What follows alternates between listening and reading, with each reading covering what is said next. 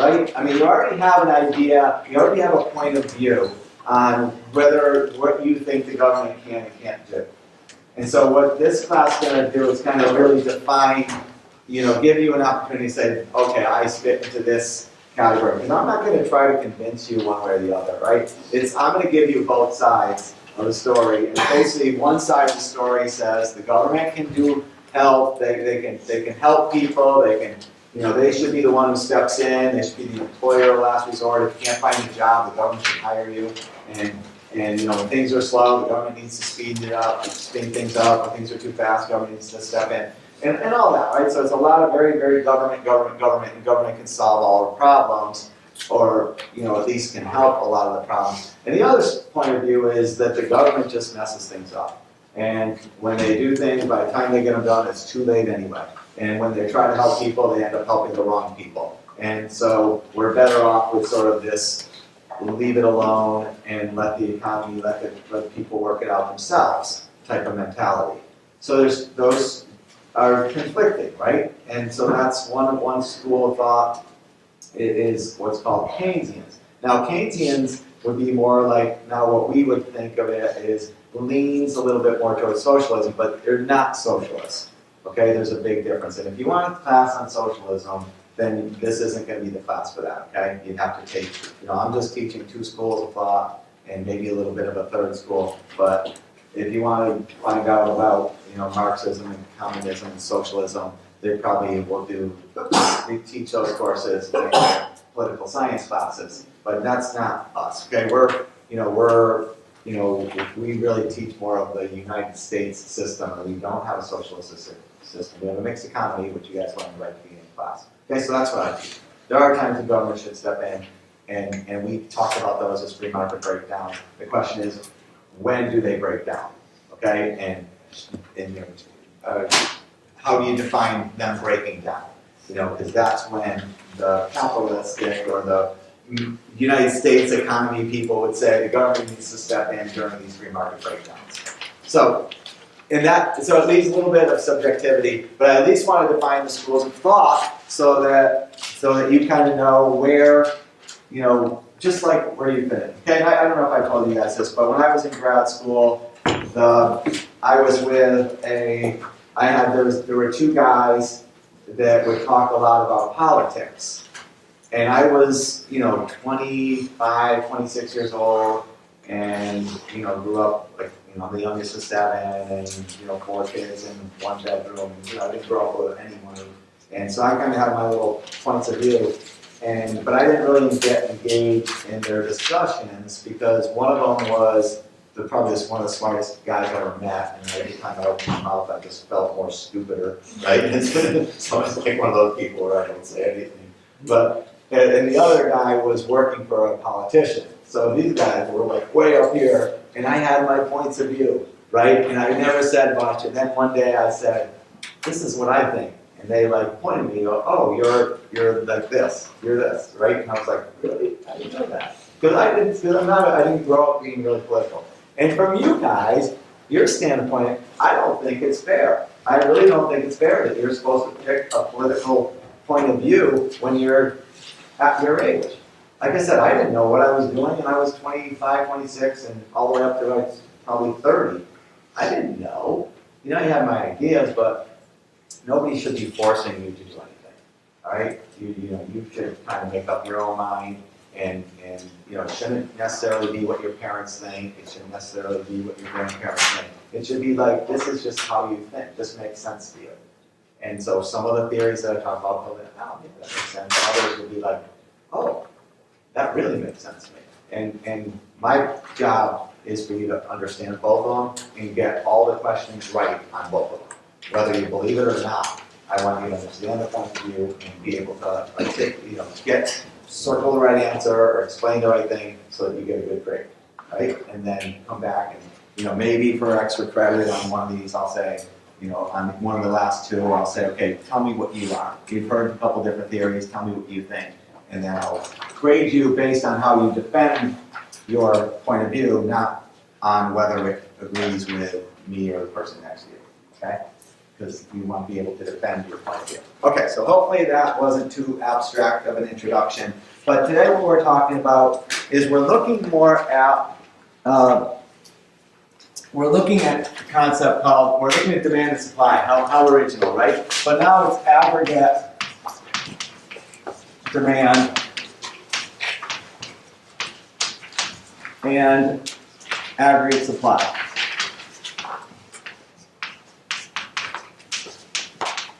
So I want to start by just I'm not going to go over what the how to move them yet and all that stuff. But what I really want to do is just kind of give you an idea of what the point of this stuff is. Right? So we have, as you remember, we have an aggregate demand or a demand and supply curve. Aggregate just means the sum of. So when we're looking at the sum or an aggregate, it's like I'm not looking at my individual demand for the products that I buy. I'm not looking at a classroom aggregate demand. I'm looking at all of society's demand curves all added up. And that's what an aggregate demand curve. Did everybody sign? Everybody get it? Okay. Okay. So aggregate just means the sum of all these demand curves. So we're adding everybody's demand curve in the entire society. So we have like 325 million people or so who live in the United States. We're adding up all their demand curves. And not literally, but that's what we're looking at, is what as a whole or as a group, what are we demanding? But it still has a downward slope, and I'll explain that in a second. So I'm going to kind of go, so here we have an aggregate demand curve. I'll explain the downward slope in a second, but what's really more important is going to be why we're doing this. So we'll start with that, and then we'll go back into the details. Okay? So here, what do we usually measure here? Price. All right. So when we look at the price now, so the price before, it's always been like the price of good X, the price of pizzas, the price of coffees, the price of something, right? Computers. But now we're looking at the price level. So we're looking at overall prices in the U.S. So we're not looking per se at one good and saying, okay, Coke is $1.99 for 2 liters or something like that. We're not looking at that, right? We're looking at prices in general in the United States. So really, this is measuring inflation. So that when I talk about this P here, I'm talking about inflation. So if P goes up, then that means that can be interpreted as inflation goes up.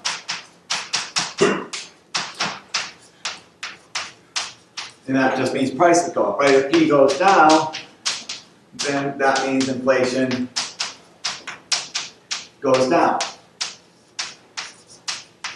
Right? So what are we really measuring here? And it could be the measures of inflation. So they all move together. They move a little bit differently. But when prices go up, prices go up. So it doesn't matter if I'm looking at the CPI, which is the Consumer Price Index, or the producer, the PCE, or the GDP deflator. All right, they're all going to be going up at the same time. This is personal consumption expenditures. Okay, so if it's one of these, they're all measuring price changes. So they're all going to go up typically together. Now this one might go up by 2.1, and this one by 2.4, and this one by 2.2. But they're not going to. This one's not going to go down by 3, and this up by 3, and this one down by 3. So it's easy enough for me to say, in general, that when we move up and down this ladder on this axis, then we're really measuring inflation. And remember, the goal for inflation, right? We have a goal, a societal goal, is between 2 and 3% inflation. All right? That's the goal for inflation. And also remember, if you go back to last class, we said the number one objective of the Federal Reserve Bank is price stability. And price stability is just inflation. So that means that the number one goal of the Federal Reserve Bank is to make sure that this doesn't go way up. Right? And then by the way, and the Federal Reserve Bank has, the Federal Reserve is having a meeting today. And so their announcement will be after class. Okay, so if you want to, you know, thinking about maybe like if you missed something, like a homework or something, you want to do a little extra paper, then you can maybe write a page or two about what happens at the Fed's meeting today. Okay, and I think it'd be a good thing for you to read anyway because it kind of brings to life what we talk about in class, and you know, we'll talk about interest rate hikes and Fed being dovish or hawkish or, you know, easy money or tight money, and you've heard it all last class, so it might be a good way to kind of bring it to life, what we talked about in class. Okay, so back to this. So the goal is 2 to 3% inflation, and so if it gets above that, then inflation will be addressed. All right, and again, there's factors that will come into this that will impact inflation. For instance, income going up will influence inflation. Right? If everybody has more money, they spend more money, that'll cause prices to go up. Wages going up will influence inflation, right? If wages go up, we have more money, right? People, and it costs more to produce goods, so that's going to cause inflation to go up. So there's factors that will go into this, and you'll see that that's going to be, those will move either the demand curve or the supply side. Supply curve, okay? So that's number one. On this side here, we always put like a Q, right? That's what we've been putting. But in this case, we're not just looking at the quantity of one good or service, we're looking at the quantity of all goods and services that are bought in the economy during a particular time period. So what really is this Q going to be? All the goods and services in this given economy. What is that? What's our measure for that? GDP, right? So our measure down here is going to be GDP. Okay, and real or nominal? What do we care more about, real or nominal?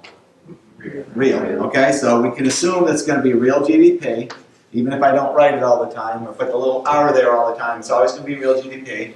And so this, the horizontal, right, this x-axis here will be, so the GDP is going to be the all goods and services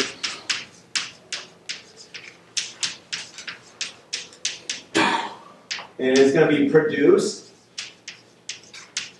I'm going to put produced and bought.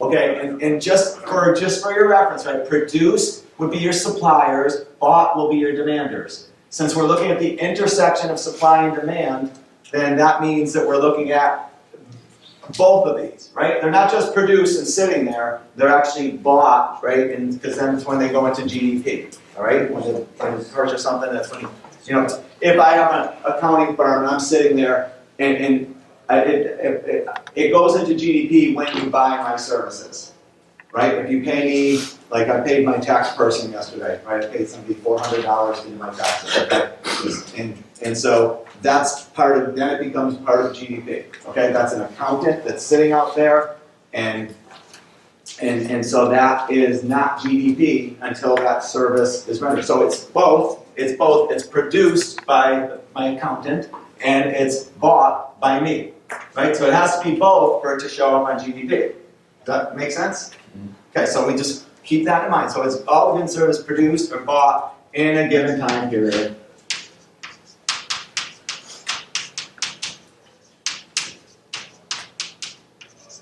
All right, and so this is like in a specific time. So in the United States, we always use like quarters or years. Okay, so that's this axis. And remember, our goal for GDP is really at 3%. Okay, because of what we call the solo growth model, 1% for productivity increases, 1% for technology increases, and 1% for population increases. So we expect a 3%. Right? Although there's a new normal, and the new normal is probably 2.5%. So if it's not 3%, people don't get as worried as they used to. But so now we'd say the goal is to, but I'd say 2.5% is acceptable, very acceptable.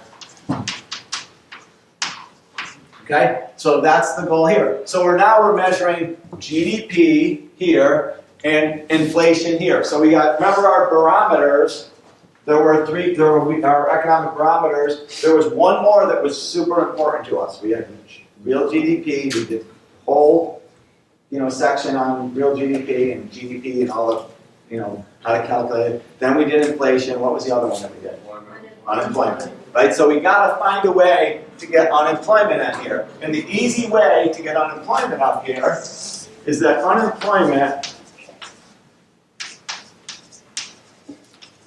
is what's called inversely related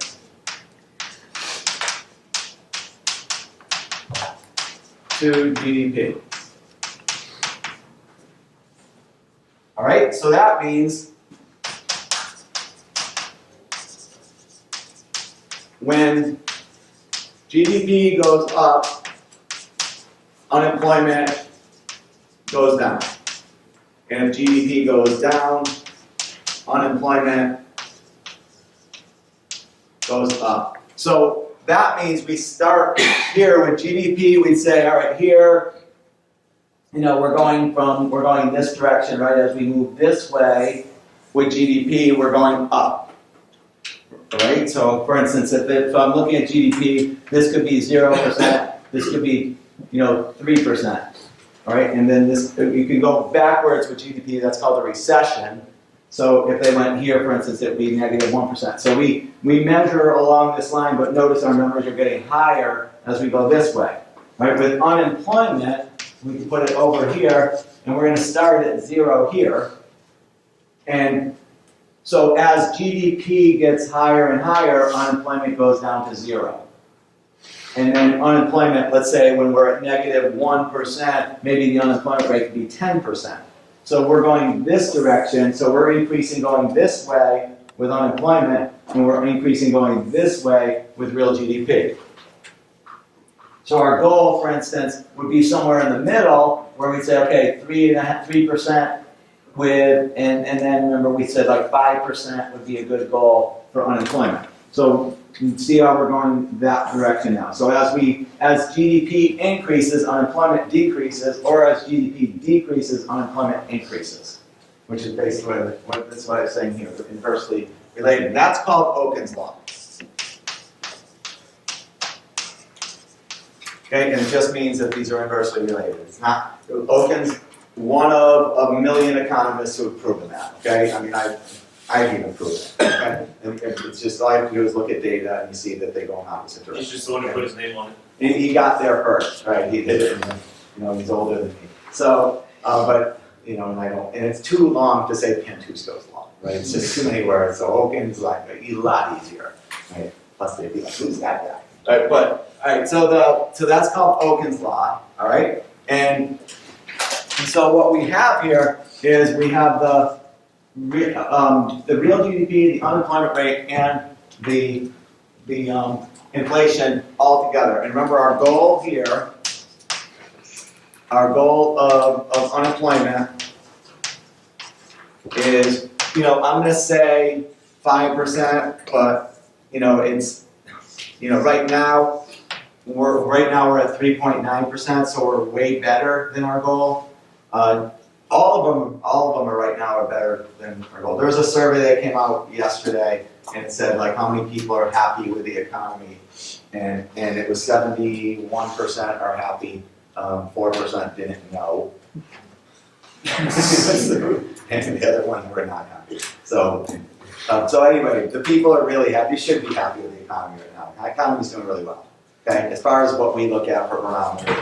Doesn't mean you're going to get a perfect job or anything like that, but overall, generally speaking, these are all in line with what they should be for right now, okay? All right, so we're good on all that. Now we're going to put in, I'm going to put in an aggregate supply curve, and I'm going to draw it a little bit different, so it's not a straight line, and I'll explain later, okay? But it looks kind of like this, where it's kind of straight, and then it goes upward sloping, and then it kind of hits this level here. And that's an aggregate supply curve. All right, so AS is the aggregate supply curve. And in order to have growth, right?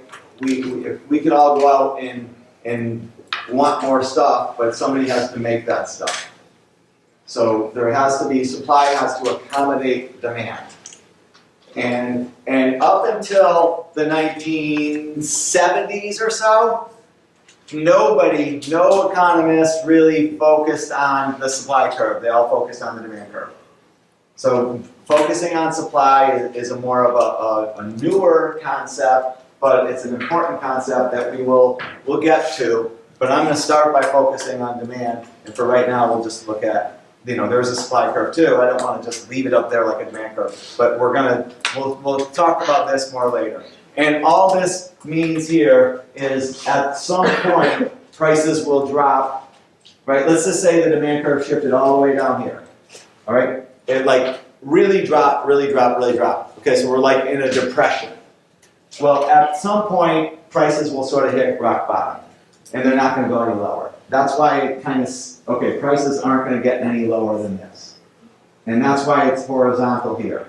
And then there's sort of the typical, upward sloping supply curve. And then there's a point where up here, for instance, let's just say, I'm just going to circle it, that the economy becomes, it's like too hot. All right, and we can't produce anymore, right? We don't have the resources. So we don't have the resources to produce more.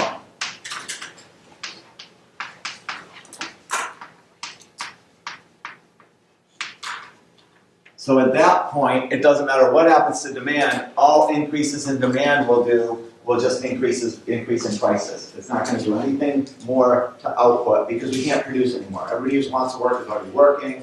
All the resources are already being employed the way they should be effectively. So there does come a point where you kind of hit the wall, and that's what that is. Okay, that's what this vertical part of the supply curve is the point where it's like hits the wall. This is where it's so slow, all right. It's just so slow that prices can't go lower.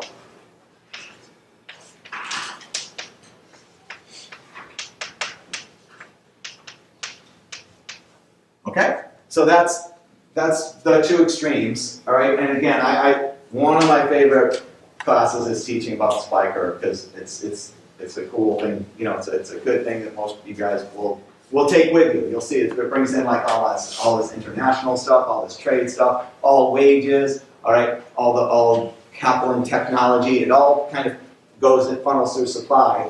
So we'll cover that more in detail. For right now, though, here's the deal, okay? The aggregate demand curve, if we go back to that,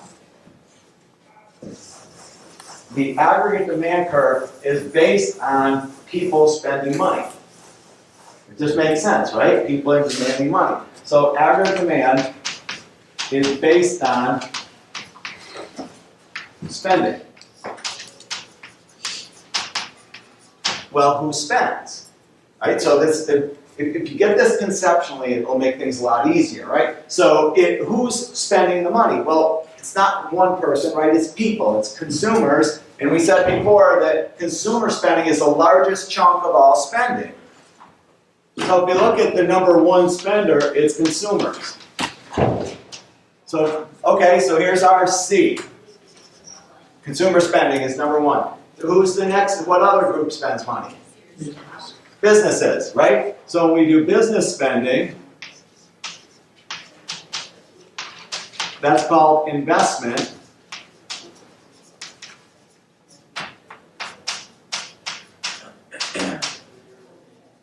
All right, and there's our I. Who else spends money? Right, government.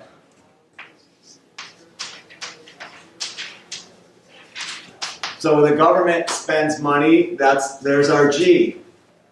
Right? What other ways are we, who else spends money in the United States?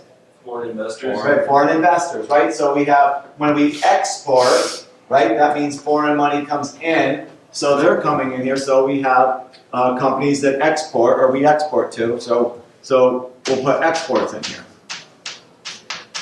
Right? So that's our X, and of course, money going out are the imports. right? So, M. So this should look familiar to you because this is called the expenditure approach to GDP in an open economy. Okay, so foundationally, we've covered this. We know that that's formula C plus I plus G plus X minus M. So that's the foundation of the aggregate demand curve. So basically, aggregate demand is C plus I plus D, plus G plus X minus M, and that's actually the same thing as real GDP. So that's cool because what we'll do next, and I'm going to do supply first, but what we'll do next is we'll say, all right, well, if that's the case, then if we know what moves C, then we can move the demand curve. If we know what moves I, we can move the demand curve. So think about it like the government has this, they have this room where there's this big demand curve and supply curve, and they go, okay, the economy is too slow, so we want to move that demand curve. So they go, and they're just picturing like going, okay, we're going to take this demand curve and we're going to move it to the right. But somebody's going to say, well, how do we do that? Well, we do it by moving one of these, right? So they go, okay, let's move consumption, okay. So if they can move consumption, they can take that big demand curve and push it to the right. And when they push it to the right, let's just see what happens. If they push it to the right, we'll call this aggregate demand 1 and aggregate demand 2. So we started at this equilibrium. And we don't have to be real technical about this, but if we went from this equilibrium and we moved to this next equilibrium, went from here to here, then what's the difference between being here and being here? Well, number one, what happens to prices? They go up. We went this way, so what happens to GDP? It goes up. And what happens to unemployment? It goes down. So if you're able to move that demand curve, you can get people jobs, right? You can make people more money, and those are some good things. Of course, the bad thing is the prices are going to be a little higher. Okay, so there's always a negative, right? Unless you move the supply curve to the right. There's going to be a negative here, but that's the goal now. Okay, so we say, all right, well, that's the foundation of the aggregate demand curve. That's the foundation of it. Okay, and before I go into the details of this, what's the foundation of the aggregate supply curve? Well, remember, this is again, we'll come back to this, but the supply curve's foundation is something called the production function. It's the societal production function. Sounds complex, but it's not, okay? So society, this is just Q, and Q is output, whatever that output would be, and is a function of, right, or is dependent on capital and labor. And this is K and L. They use K in economics and macroeconomics. They use K, not C, because C is reserved for consumption. Okay? So you use K. So basically, Q is a function of capital and labor, and these are your inputs. So your output is a function of your inputs. And from a society standpoint, that means that this is all the things that are being produced, right? This is the business side.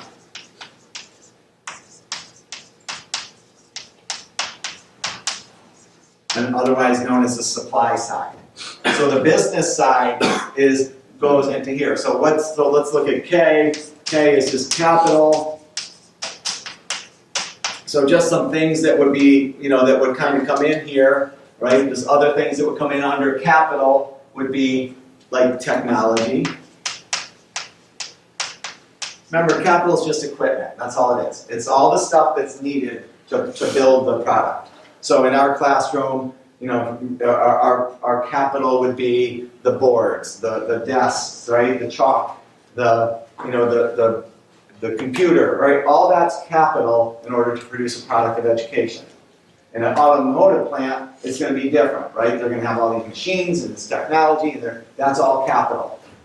So capital comes in, all right, and then the productivity of capital comes in.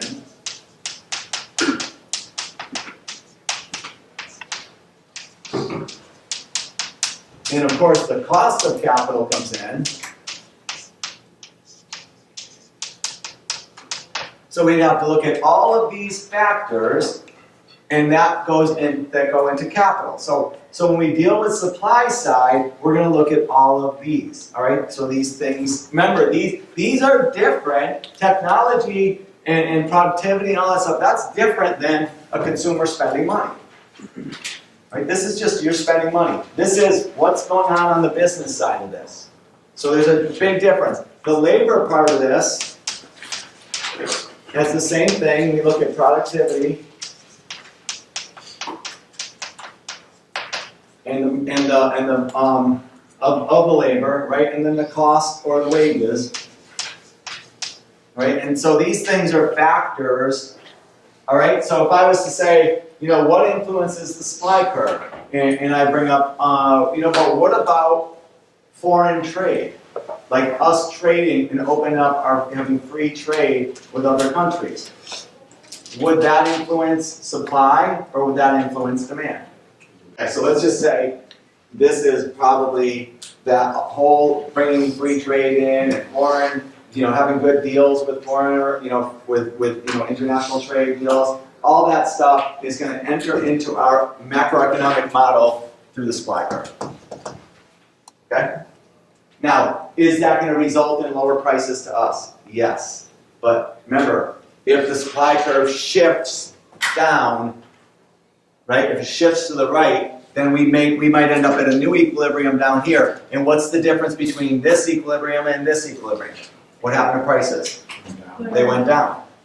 So that foreign trade shifts the supply curve and ends up bringing American prices we pay down. And will that influence demand? It will impact the quantity demand. Will move along the demand curve because the prices are low.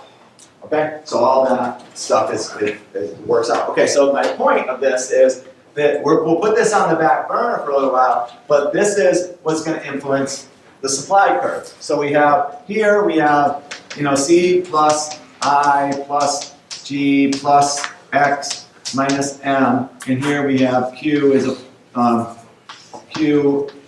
function of K and F, in an aggregate Q, like a Q of all production, everything being produced. But it's easier to put a Q there than a GDP because it's sort of separates how you look at a supply curve.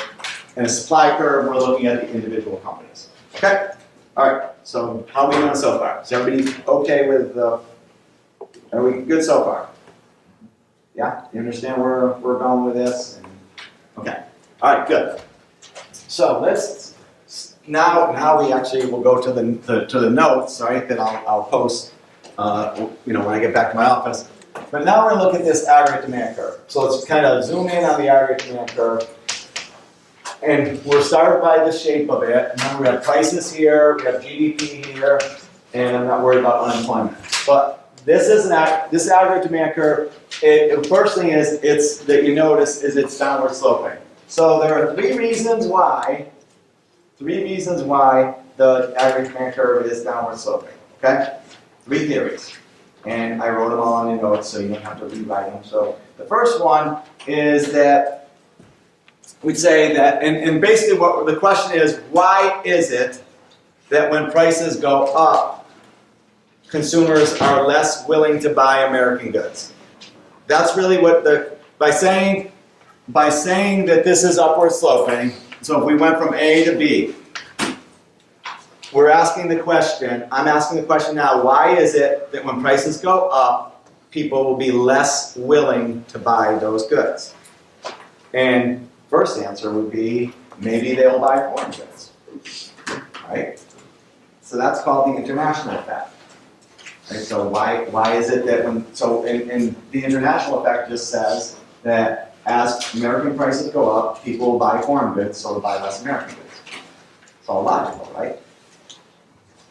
So that's pretty straightforward. All right. The other one is called the asset effect. Okay, the second answer, and again, these are on your notes, so you have to write it down. But the asset effect says that why is it? It's more of it's almost like an income effect. As prices go up, we're less willing to buy American goods, and the reason for that one with the asset effect is that we just don't have the money to, right? It's the purchasing power. We don't have the purchasing power to keep buying the same amount, so we buy less, right? Does that make sense, right? It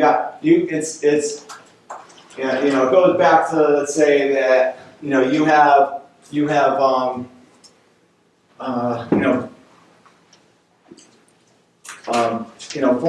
a week, or let's make it even. I'll say 48 divided by 7. Let's go 49. As you have $49 a week for lunch.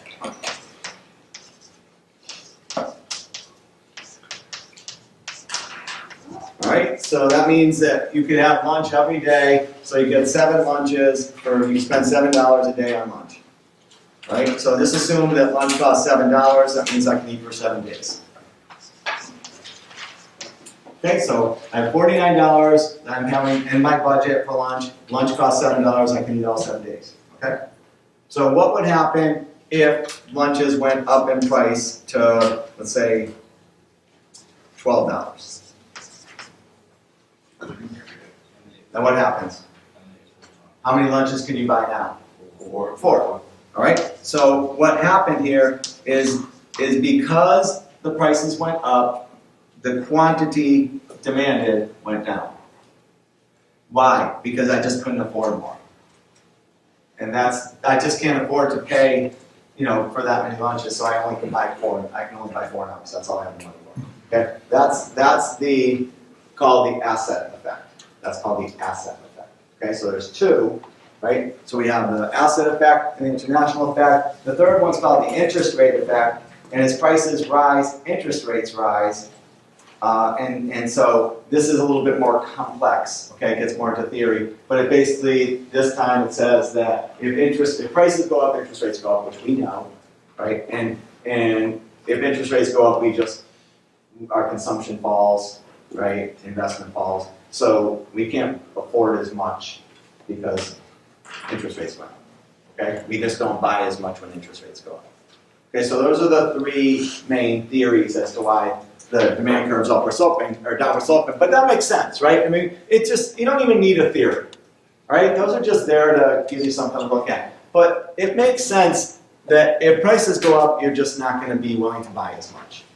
I mean, that just makes sense. So we don't really have to worry about all these theories. Okay, so that explains the slope. And what goal of the day is to get to this. So I'm almost there.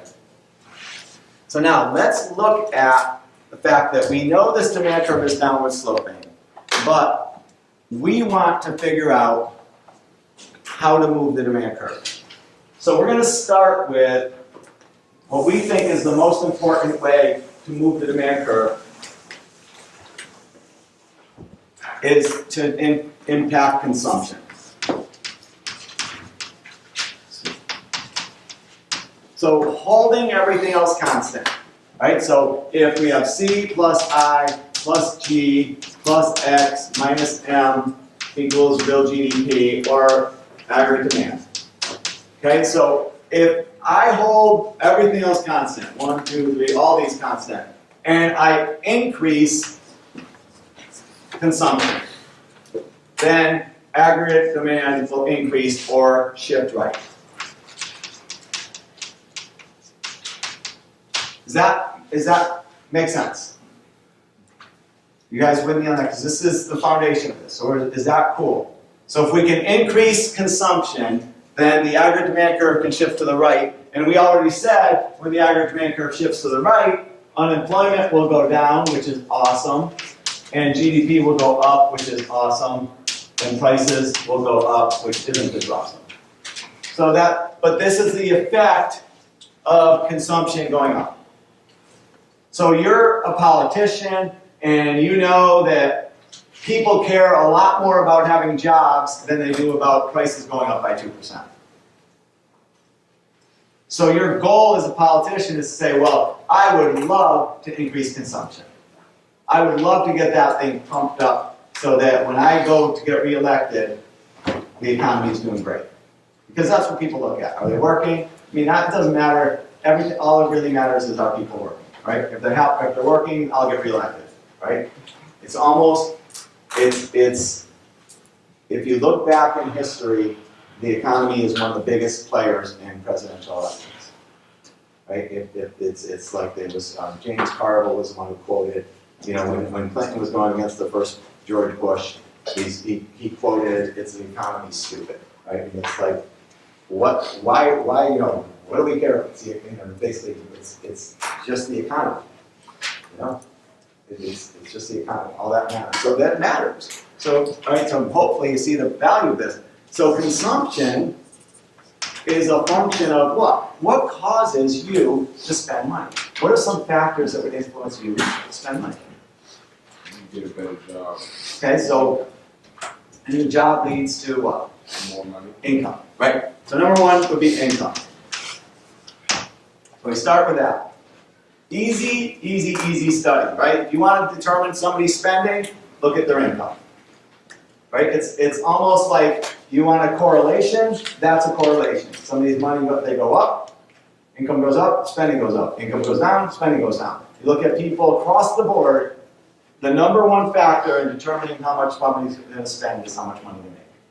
Okay, two different ways to define income though. There's something called permanent income and something called present income. Okay, so let me just hit that real quick. So you have present income or permanent income.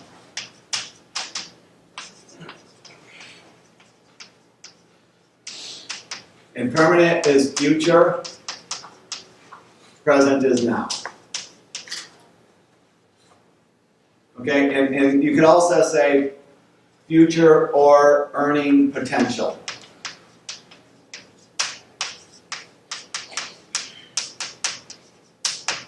So these two both influence how much people are going to spend. So look at it like this, right? If you're making $500 a week, you'll probably spend $500 a week. That's the American way, all right? And people on average now spending, the savings rate is actually doing pretty well. I think the last time I looked, it was almost 6%. So that's really good. That's high for the U.S. But it's all based on your savings is based on, your spending is going to be based on your income. Okay. So let's look at the permanent income type. That's based. So it makes sense. Present income. I make $100. I spend $100. I make $500. I spend $500. Okay, and that should be part of this equation. But permanent income adds a little bit to it. Let's say that you just get a job. You graduate from here, it's May, whatever year, 2020, 21, 22, whenever you get out, and somebody offers you a job making, let's say, $50,000. You haven't even started the job yet. What would you probably do? Would you spend any money? On what would you probably spend money on? Huh? Well, one might be clothing. What else would you spend money on? Place to stay. Huh? Place to stay. A place, an apartment, right? Or most people probably go. Young people buy, just rent apartments. Right now, that's more of a trend than buying houses. For a few years, we had the highest percentage of young people buying houses ever in 2006, and since then it's been continuously going down. So young people are less likely to buy houses, right? So you can buy, sign a lease for a year, $1,500 a month living in Atlanta or whatever. Okay. What else might you do? Treat yourself like vacation. Okay, if it's going on vacation, maybe get a, huh? Do a lot of people get a car? Yeah, a lot of people, that's the next big thing. A lot of people get cars too. So you haven't made a cent yet, and you've already rented an apartment, leased or bought a car, and you're going on vacation and probably buying new clothes.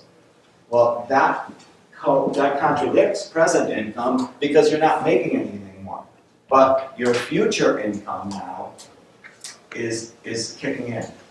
And that's why, I don't know about you guys, but I know when I went and I sat down on my seat for when I graduated from college, there was a credit card application there.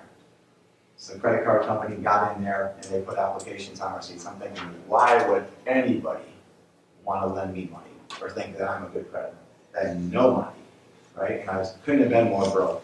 But they look at your future income. So you guys are probably already starting to get stuff in the mail because people look at your future income. And we always start spending based on your future income. And that's why people who make, $1 million a year and get laid off, they don't go to zero. They don't just say, I'm selling the house, kids, everything. I'm done with it, right? They don't say that. They just go, I'm going to make $1 million somewhere else. So they keep kind of spending. Their spending might go like this, but it doesn't go, right? Because you're going to make another job.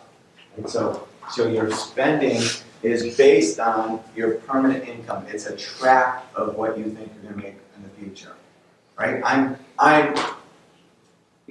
old, right? So I'm refinancing my house right now with a 30-year mortgage. I'm thinking to myself, I'm going to be like in my 80s, right? Before this is done, right? And I think, what am I thinking?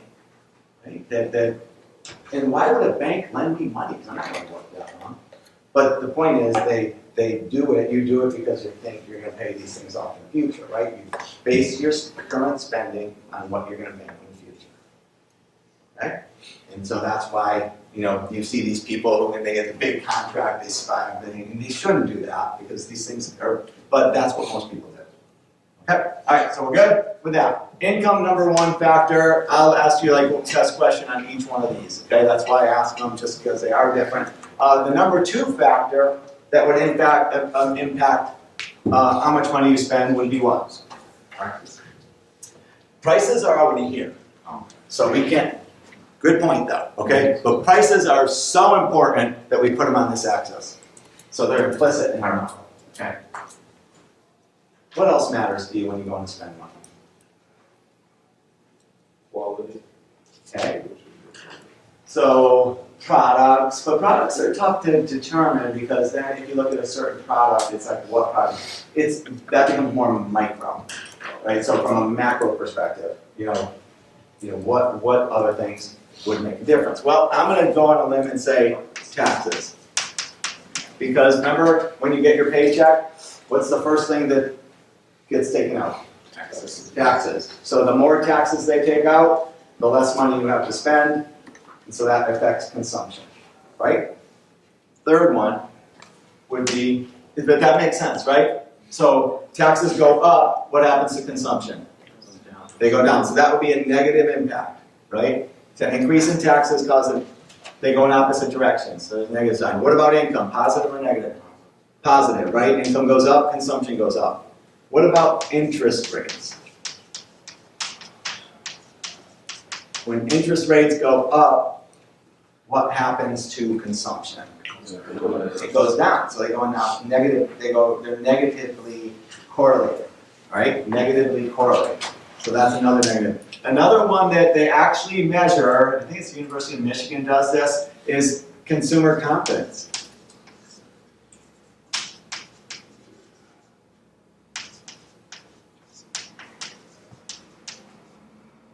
Okay, so consumer confidence makes a big difference too, right? That means that's how you view how you're doing. And it makes a huge difference, all right? Because if you're happy with the way things are going, you'll keep spending money. Like I lived in Sumter for a few years. Sumter has an Air Force base there. And they announced that the Air Force base people, the pilots and all those people, they were all going to, that we were just going to, I think it was when we were just going to go to war with Iraq. Okay? This happened, and I was studying a lot of the, as an economist there, right? So I was studying all the data and stuff. In 1 month, right, when that happened, retail sales went down by 38%. 38% in 1 month. It was the most amazing thing, I couldn't believe why. I mean, we didn't lose 38% of the population in Sumter. We lost probably about 50 pilots, okay? But everybody freaked out, right? We're going to war. And people are like, buckling down, and I can't spend, and nobody's spending any money because they're all worried that where we were going and where the economy was going. Okay, so that happens. It has, people are happy and confident, then they spend. If they're unsure or uncertain, then they don't spend. Okay, it's the reason. It's the reason that we get big jumps sometimes. It's like nothing happened. It's just what people think might happen. Okay, and wealth should be in here. Wealth is not. Remember, wealth's not income. Wealth is like my stocks went up, right, or my house went up in value. And in 2006, one of the biggest players in the market was that people were not making a lot of money. People were not making any more money in 2006, but their houses were going up in value.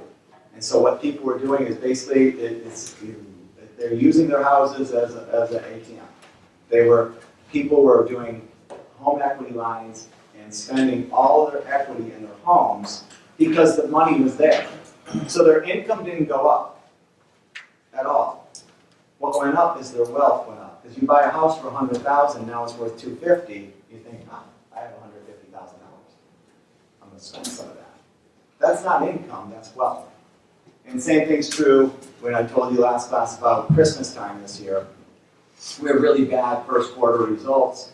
And when you look at GDP for the first quarter of this year, it hasn't come out yet, but you'll see it'll be down because of the wealth effect from the end of last year.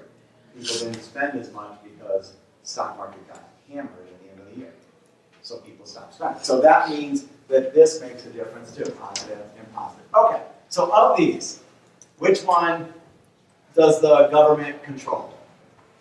Taxes. All right, so we have the government can influence taxes, right? So government can do something about that. All right, what about anything else? Interest rates. The Fed can come in here and do something about that. Anything else? Now, yeah, and a little bit of this, okay? They can try to do this. I'll say a little g, right? Little, okay? So that, because they can do a little bit here, but really, they're looking at this and this. So going back to the government, all right? And you think about it, we have to go, okay, well, income minus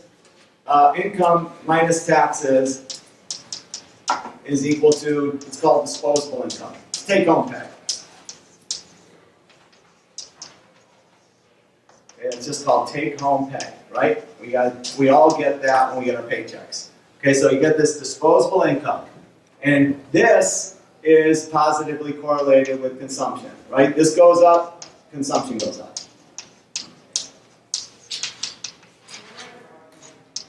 Okay, so what would the government do to influence, to increase consumption? Lower taxes. So if they lower taxes, let's put numbers in here. Let's just say this is 500 and this was 100, so this is equal to 400. Well, what if this stayed the same, but this went down to 50, so taxes went down, now this goes to 450. If we have an extra 50 bucks, what are we going to do? Spend it, at least a pretty good portion of it. Okay? So this decrease in taxes causes an increase in consumption, which would cause the aggregate demand curve to shift to the right, which would cause the unemployment rate to go down, GDP to go up, and inflation to go up. And that's theory, right? So that's, see the theory there? We have to go through a bunch of steps. So I'll say it again, all right? A decrease in taxes will cause an increase in disposable income. An increase in disposable income causes an increase in consumption. An increase in consumption causes an increase in the aggregate demand curve. An increase in the aggregate demand curve causes an increase in GDP, and a decrease in employment, and an increase in prices. lot, right? One more time, right? So that's what's happened. So we'd say, okay, so taxes go down, disposable income, it's this, let me put this down here because it's YD, right? YD. Y is the income, disposable income is YD. Okay, so disposable income is going to go up, consumption goes up, aggregate demand goes up, unemployment, or sorry, GDP goes up, inflation goes up, unemployment goes down. And there's your start of how this is theoretically looked at these higher levels. So what happened in 2017 when we wanted to get the economy on? What did the Trump administration do? They lowered taxes, right? They lowered taxes so that when you go and you do your tax returns, you should be getting more back than you were in 2016. Okay, holding everything else constant. So this should be, well, why would they do that? Because that would inspire people to spend more money. And when you inspire people spend more money, then you just go right down that track there. That causes GDP to go up, unemployment to go down, and inflation to go up. Okay? Theoretically, right? But that's what I'm asking you to know is the theory behind it. Is this perfect? Okay? And let me just, I probably shouldn't go too deep in this now, but it's not necessarily a perfect science. Okay? So, for instance, what the Clinton administration did is they said, we're going to, and this is the opposite of other administrations, okay? But what they said they're going to do is they're going to increase, or they're going to decrease taxes on the lowest level of income earners, but not the highest. Right? So, and here was their rationale. Okay? They said that if you're a millionaire and your take-home pay is let's just say your take-home pay is $900,000 a year, and you get an extra $10,000, what's that going to change? Right? Are you going to go, oh great, now I can buy that boat? You already have a boat, okay? You're going to buy the car. You already have the car. Well, I already have the house, okay? Okay, so let's say you're making $40,000 a year, and you get an extra $2,000. What are you going to do with it? What do you think you do with an extra? Making $40,000 a year, and you get $2,000 more. What are you going to do? Probably spend all of it, right? Probably spend all of it. So their economic advisors were saying that what's called the marginal propensity to consume, which is and how much you spend out of each dollar. The rich people spend less out of every new dollar they get than the poor people. So if we want to make these tax cuts work, we're going to give it to the poor people. That's how we do it. Okay? But that goes up to you. That's up to you, right? I mean, whether you think that's a good idea or not. But I'm just telling you that, like the Trump administration didn't do that. They did tax cuts across the board. Everybody got it. Okay? But others would do, would say that if you give more to the poor people, then more poor people are more likely to spend. That it's almost impossible for some economists to say you're right or you're right. Okay? I'm not going to say that one of them's right and one of them's wrong. I'm just saying that there's. I want you to see that this isn't just some simple. They don't just say let's just cut taxes because they try to be sometimes a little bit more, selective with the way they do that. All right? But that's how it works. Okay, so that's number one. I'm not going to go into this one yet because we did it last class, right? We did this last class. The Fed can lower interest rates by, forget that, but by buying in the open market, or buying treasuries, they pump more money into the banking system, and that's how that goes. Okay? So we're good?